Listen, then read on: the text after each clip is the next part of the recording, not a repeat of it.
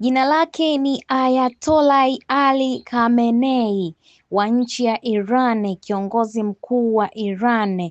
Miaka yake ya uongozi ni tangu mwaka 1989 hadi 2026.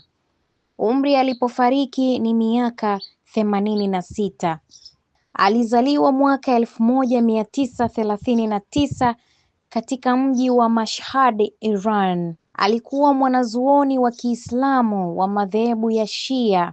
Alishiriki katika mapinduzi ya Kiislamu ya mwaka 1979 yaliyoongozwa na Ayatollah Ruhollah Khomeini. Aliwahi kuwa rais wa Iran mwaka 1981 hadi mwaka 1989. Baada ya kifo cha Khomeini mwaka 1989, alichaguliwa kuwa kiongozi mkuu wa Iran, nafasi yenye mamlaka makubwa kuliko rais.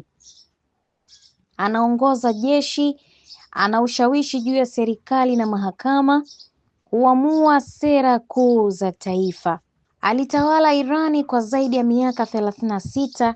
Alijulikana kwa misimamo mikali dhidi ya Marekani na Israel, kuimarisha ushawishi wa Iran Mashariki ya Kati, kukosoa Magharibi na kuunga mkono makundi washirika wa Iran katika eneo hilo. Utawala wake pia ulikosolewa kwa ukandamizaji wa maandamano ya wananchi ndani ya Iran. Alifariki 28 Februari 2026 baada ya mashambulizi ya pamoja ya kijeshi yaliyoripotiwa kufanywa na Marekani na Israeli dhidi ya maeneo ya Iran. Serikali ya Iran ilithibitisha kifo chake na kutangaza kipindi cha maombolezo ya siku 40. Tukio hilo limeongeza mvutano mkubwa Mashariki ya Kati.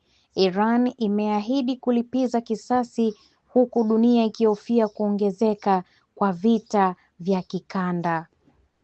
Na hii ni Face Media.